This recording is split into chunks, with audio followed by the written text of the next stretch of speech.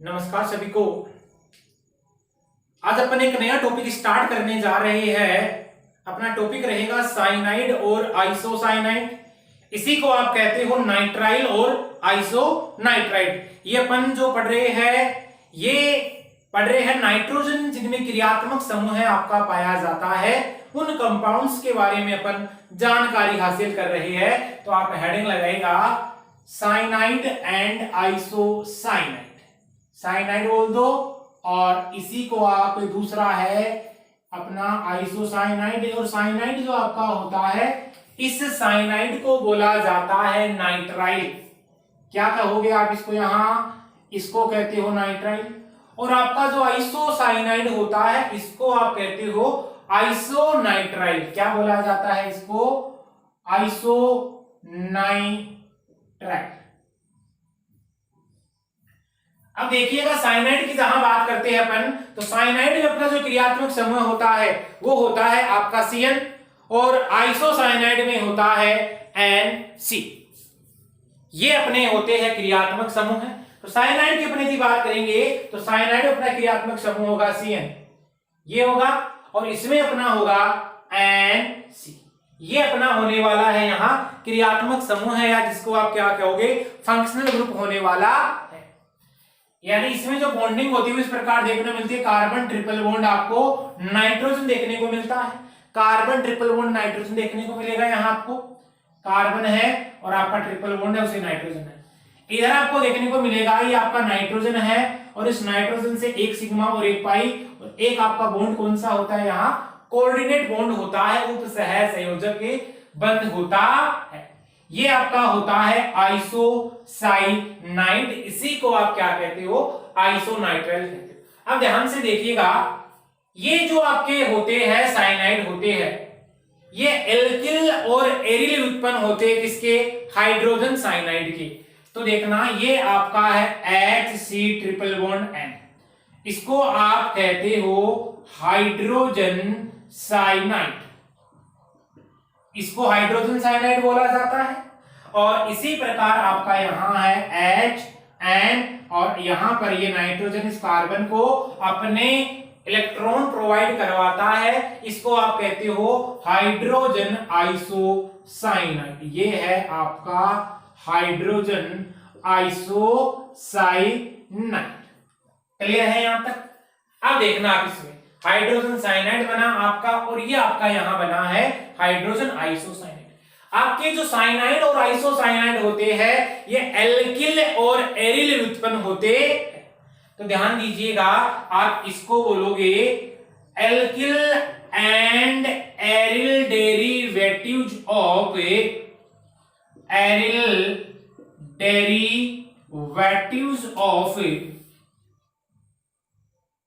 Hydrogen cyanide and hydrogen isocyanide.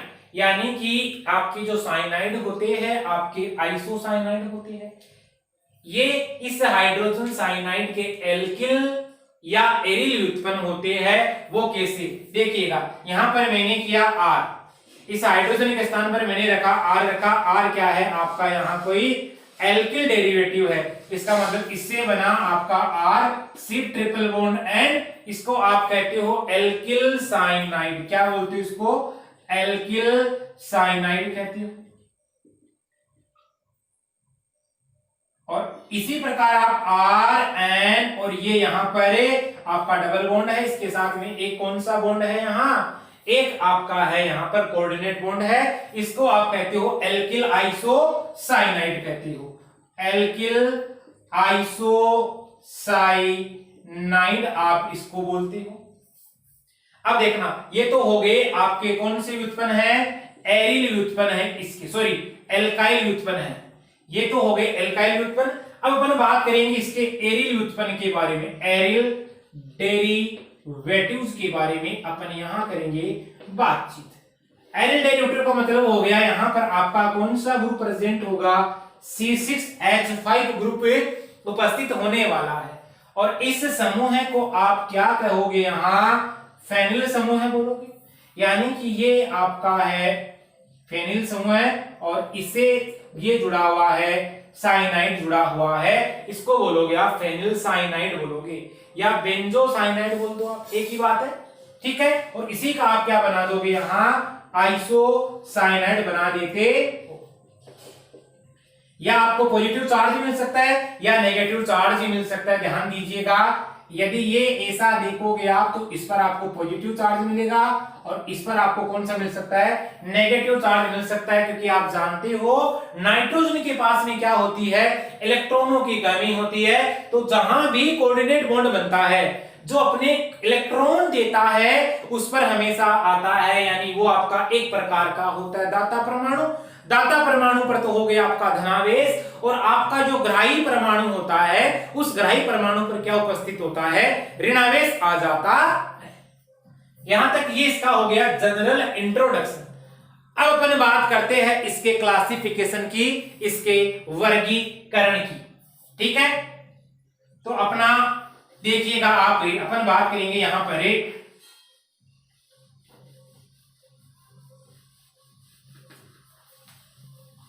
ध्यान से देखिएगा आप, यहां अपन चर्चा करेंगे अभी नोमेनक्लेचर पढ़ लेते इसका ना, जिनमें नाइट्रोजन क्रियात्मक समूह होता है, तो साइनाइड हो गया और एक आपका हो गया आइसोसाइनाइड।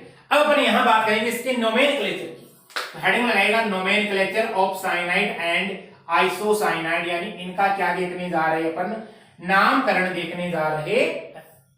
अब देखना नामकरण की जहां बात आती है तो आपका जो होता है सबसे पहले साइनाइड का अपन नामकरण करते हैं, तो साइनाइड की बात करेंगे CYNAID, यानी साइनाइड आपका, साइनाइड आपका होता है CN होता है। और यदि अपन बात करें आइसोसाइनाइड की, तो देखिएगा आइसोसाइनाइड है आपका, ये होता है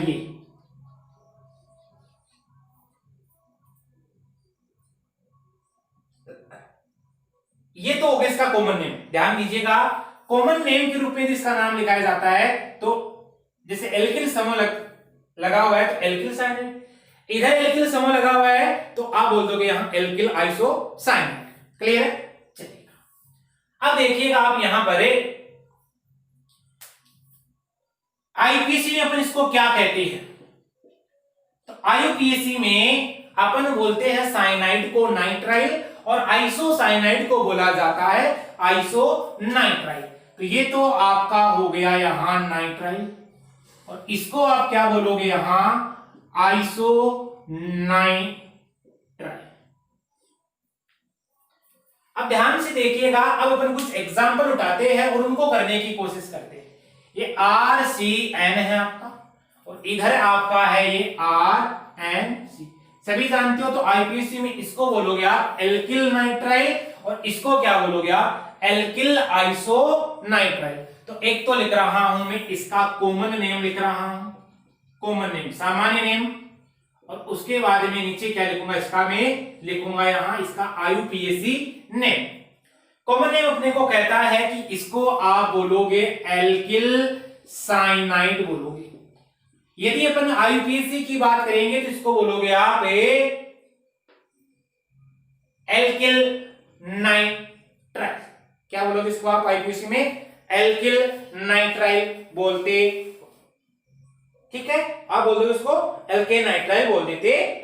आईपीसी में क्या बोलोगे इसको एल्केन नाइट्राइल बोल देते हो, यानी ये शब्द आपको यहां काम में लेना है। इसकी बात करोगे तो एल्किल आइसोसाइनाइड आपका क्या कहोगे इसको एल्किल आइसोसाइनाइड। और अपन इसकी बात करेंगे तो एल्केन आइसोनाइट्राइल, क्या बोलोगे इसको एल्केन आइसोनाइट्राइल, इसको बोल देते हो आप एल्केन आइसोनाइट्राइल। क्लियर है, चलिएगा। तो अपन एग्जांपल करते हैं, जैसे ये CH3CN है अपने पास में। कॉमन नेम की बात करते हैं तो इसको सामान्यतः बोला जाता है मेथिल साइनाइड। ये तो हो गया इसका कॉमन नेम, या जिसको आप कहते हो सामान्य नाम मेथिल साइनाइड। अब देखना इसमें ये कार्बन के साथ जुड़ा हुआ है, तो कार्बन चेन का क्या हो गया, यहां भाग हो गया है। नंबरिंग करोगे तो जहां से साइनाइड लगा हुआ है उसको अपन ने न्यूनतम अंक देंगे, तो 1 नंबर इसको दिया और 2 नंबर दिया अपन इसको क्या बोलोगे आप, इथेन नाइट्राइल। क्या बोल दोगे आईपीएससी में, आप इसको बोल देते हो इथेन नाइट्राइल बोल दोगे। चलो इसी प्रकार यदि एग्जाम्पल करते हैं अपन इसका, तो ये CH3N कॉमन नेम की बात करेंगे इसका है, तो इसका जो सामान्य नेम होता है वो होता है आपका मेथिल आइसोसाइनाइड। अब एक चीज ध्यान से देखिएगा, यहां पर ये जो आपका मेथिल ग्रुप है वो यहां से डायरेक्ट नाइट्रोजन से बॉन्ड बना रहा है, इसका मतलब ये कार्बन चेन का भाग नहीं है, और कार्बन चेन का यदि भाग नहीं है तो इसको मुख्य कार्बन चेन में कभी भी काउंट नहीं करते, यानी मुख्य कार्बन श्रृंखला में अपन इसको काउंट नहीं करेंगे।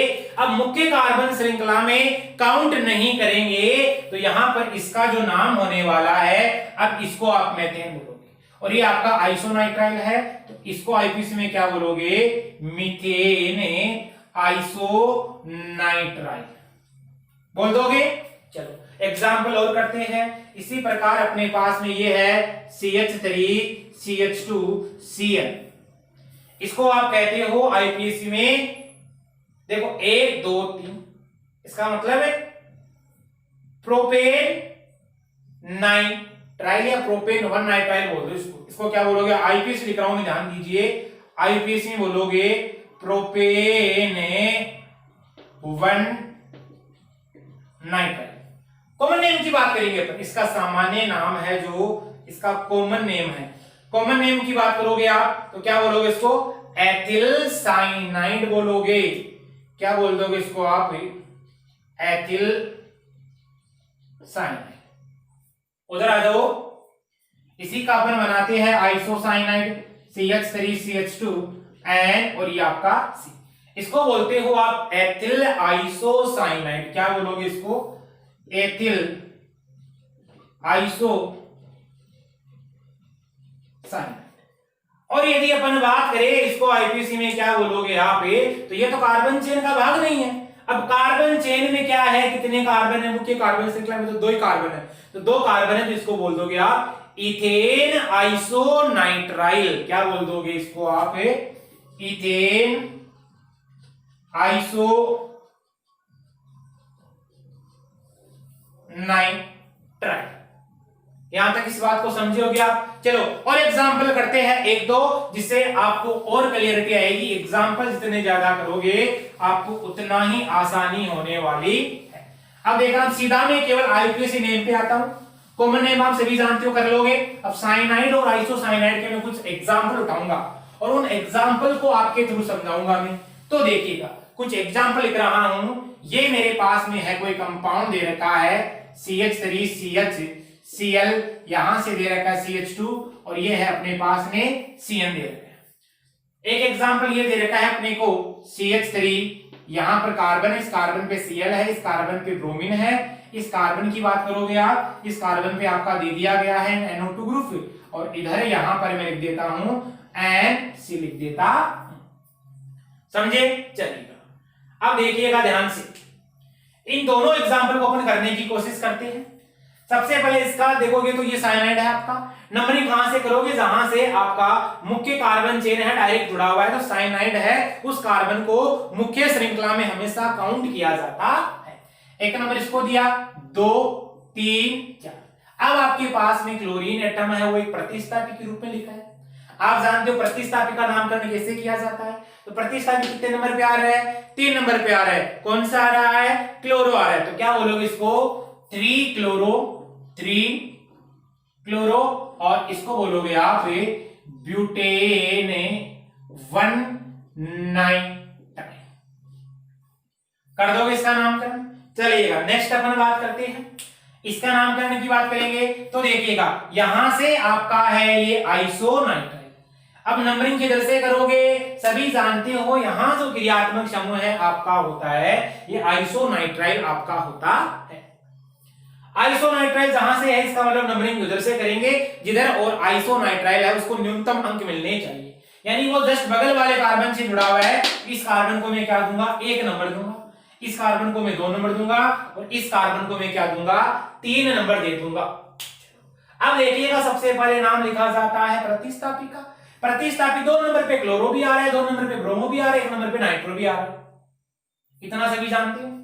ब्रोमो की बात करेंगे तो अल्फाबेट के हिसाब से नामकरण करोगे तो आपका 2 नंबर पे आ रहा है यहां ब्रोमो, 2 ब्रोमो, 2 आपका क्या है, क्लोरो, फिर आपका क्या है 1 नाइट्रो है, 1 है आपका नाइट्रो, और फिर ये इसको काउंट आप करते नहीं हो, 3 कार्बन की चेन है तो इसको आप क्या बोल देते हो, प्रोपेने आइसोनाइट्राइल। इस प्रकार आप यहां पर इसके एग्जाम्पल्स कर सकते हो, कर दोगे। चलो, नोमेनक्लेचर जितना ज्यादा करोगे, जितने ज्यादा एग्जाम्पल करोगे उतना ज्यादा आपके नोमेनक्लेचर वाला जो फंडा है उसके कंसेप्ट क्लियर होने वाले हैं। अब देखिएगा, एक बात को ध्यान रखिएगा, नोट में लिखिएगा, आपका हाइड्रोजन साइनाइड और हाइड्रोजन आइसोसाइनाइड होता है, ये आपस में होते हैं टोटोमर्स, जिनको आप क्या कहते हो, चलावयवी कहते हो। तो नोट लगाएगा और नोट में एक पॉइंट लिखिएगा, HCN hydrogen cyanide and hydrogen isocianides are tautomers, यानी ये आपके क्या होते हैं, चलावयवी होते हैं आपस में। क्या बोलोगे इनको आप, चलावयवी कहते हो। समझोगे इस बात को। चलिए अब देखना, हाइड्रोजन साइनाइड है ये HC ट्रिपल बॉन्ड है, और हाइड्रोजन आइसोसाइनाइड है आपका HN, ये डबल बॉन्ड है, और ये क्या कर रहा है, इसको अपने इलेक्ट्रॉन पेयर दे रहा है कार्बन को, तो कोऑर्डिनेट बॉन्ड बना है। ये आपस में क्या है, इनको बोला जाता है टोटोमर्स, बोला जाता है, चलावयवी है ये आपस में, और इसी को आप क्या बोलते हो, चलावयवता भी कहते हो, इस प्रकार की समावयवता को। अब देखिएगा, एक नोट का पॉइंट है, इंपॉर्टेंट पॉइंट है, क्वेश्चन आया हुआ है, आपको बताना है कि आपका जो साइनाइड होता है उस साइनाइड में कार्बन परमाणु का आपको संकरण बताना है। यानी कि ये मेरे पास में साइनाइड है, इस साइनाइड में आपको इस कार्बन परमाणु की बात करेंगे, इस कार्बन परमाणु का बताना है क्या, संकरण बताना है। तो कार्बन परमाणु का संकरण देखिएगा, यहां पर आप देखोगे तो एक तो सिग्मा है और आपके क्या है, पाई है, 2 है ना। तो आप बोल दो कि एक सिग्मा है और 2 क्या है, आपके पाई बॉन्ड है। अब आप सभी जानते हो कि आपका जो सिग्मा बॉन्ड होता है वो संकरण की प्रक्रिया या वो आपके हाइब्रिडाइजेशन की प्रक्रिया में भाग लेता है। एक सिग्मा बॉन्ड तो इधर हो गया आपका, और एक ही सिग्मा बॉन्ड आपका ये हो गया। इसका मतलब टोटल सिग्मा बॉन्ड कितने हो गए, यहां आपके 2 सिग्मा बॉन्ड हो गए। जितने सिग्मा बॉन्ड है उसी के अकॉर्डिंग क्या कर दोगे आप, इसका संकरण कर दोगे। यहां पर 2 सिग्मा बॉन्ड है, 2 सिग्मा बॉन्ड है, इसका मतलब है यहां पर यदि आपसे संकरण पूछा जाए इस कार्बन का, तो आपको बताना क्या है, हाइड्रोजन साइनाइड पूछ ले या एल्किल साइनाइड पूछ ले, तो उसमें उपस्थित जो कार्बन आपको दे रखा है उसका जो संकरण होता है वो आपके पास में sp निकल के आता। तो ये कुछ अपने पास में आइसोसाइनाइड है और आइसोसाइनाइड है, इनका जनरल व्यू देखा अपन ने। अगले लेक्चर में अपन बात करेंगे इनको बनाने की विधियां, इनका किस प्रकार से विघटन किया जाता है। मिलते हैं अगली क्लास में, तब तक के लिए थैंक्स, ऑल द बेस्ट।